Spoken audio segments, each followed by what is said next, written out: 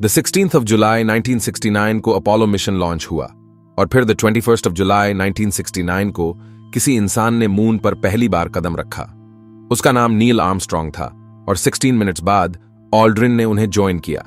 लेकिन जब Neil Armstrong और बज ऑल्ड्रिन ने मून पर लैंड किया तब उन्होंने अपने पीछे मिरर छोड़े, जिसे Apollo 11 lunar laser ranging retro reflector array नाम दिया गया, जिसमें कई सारे कॉर्नर क्यूब मिरर लगे थे। इन क्यूब मिरर का कमाल यह था कि जब भी इन पर लेजर बीम शूट की जाती है तो ये रिफ्लेक्ट करके वापस उसी जगह पहुंच जाती है जहां से इसे भेजा गया हो, और कॉर्नर क्यूब्स को 46 सेंटीमीटर पैनल पर लगाया गया था। अर्थ से देखने के लिए रिफ्लेक्टर्स काफी छोटे थे, इसी वजह से यह सब काफी चैलेंजिंग था। साइंटिस्ट्स ने सेंसिटिव फिल्टर्स और इक्विपमेंट्स यूज करके बीम्स को रिसीव किया और बीम को 2 हफ्ते बाद ह्यूमन आई से देखा गया।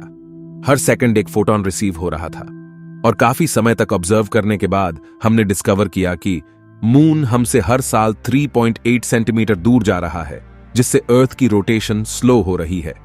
हमें ऐसा लगता है कि हमारा दिन एग्जैक्ट 24 आवर्स का होता है, लेकिन ऐसा नहीं है। यह कुछ डेटा है जो मैं आपको दिखाना चाहता हूं। यह द 1st of August 2023 का है और उससे एक दिन पहले का भी। इसमें हम साफ देख सकते हैं कि कुछ ना कुछ बदलाव आए हैं। अगर ऐसे ही दिन बढ़ता रहेगा तो हमें एक दिन नेगेटिव लीप ईयर जोड़ना पड़ेगा। हर 1554.48 डेज पर और हर 100 साल में हमारा दिन 2 मिलीसेकंड बढ़ेगा। इससे हम कैलकुलेट कर सकते हैं कि करोड़ों साल पहले मून अर्थ के काफी पास था, जिस वजह से हमारा दिन आज के मुकाबले आधा होता रहा होगा। अब हम समझते हैं आखिर मून हमसे दूर क्यों जा रहा है और अर्थ की रोटेशन स्लो क्यों हो रही है। इसका कारण मून की ग्रेविटी है। ग्रेविटी की वजह से बनने वाले टाइड्स जब अर्थ को अपनी तरफ पुल करता है तब अर्थ का एक साइड उसके ज्यादा पास होने की वजह से ज्यादा पुल करता है, लेकिन वहीं उसकी ऑपोजिट साइड पर इतना पुल नहीं लगता है, जिसकी वजह से दोनों पर एक बल्ज क्रिएट होता है। मून के पास पानी ना होने से उस पर कम बल्ज बनता है। अर्थ और मून दोनों घूम रहे हैं। अर्थ अपनी एक्सिस पर स्पिन करके एक दिन में एक चक्कर लगा लेता है और मून अर्थ के चारों ओर ऑर्बिट में एक चक्कर 27.3 अर्थ डेज में पूरा करता है और इसी सेम रेट से अपनी एक्सिस पर भी रोटेट करता है। इसी समय अर्थ स्ट्रेच होता है और बुल्ज भी मून के साथ रोटेट करता है, लेकिन अर्थ मून से ज्यादा तेजी से स्पिन करता है।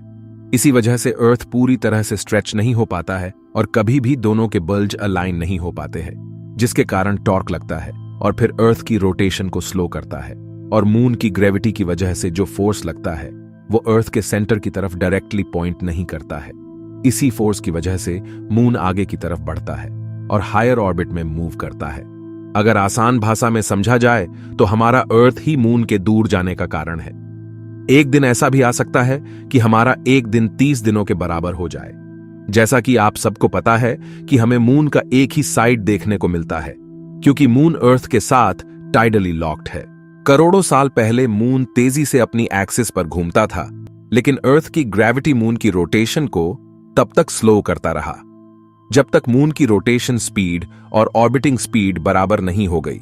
इसका मतलब मून को जितना समय अपनी एक्सिस पर घूमने में लगता है, उतना ही समय उससे अर्थ का एक चक्कर लगाने में भी लगता है। यही कारण है कि हमें मून की हमेशा सेम साइड दिखती है, और ऐसे ही और भी लार्ज साइज के मून सोलर सिस्टम में अपने प्लैनेट्स के चारों ओर टाइडली लॉक्ड है।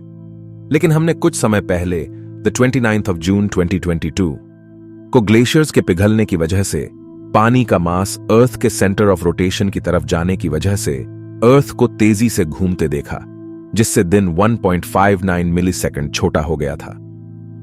फ्यूचर में ऐसा भी हो सकता है कि ये दोनों चीजें एक दूसरे को बैलेंस कर दे। अगर वीडियो और जानकारी अच्छी लगी हो तो लाइक और सब्सक्राइब करना ना भूलें।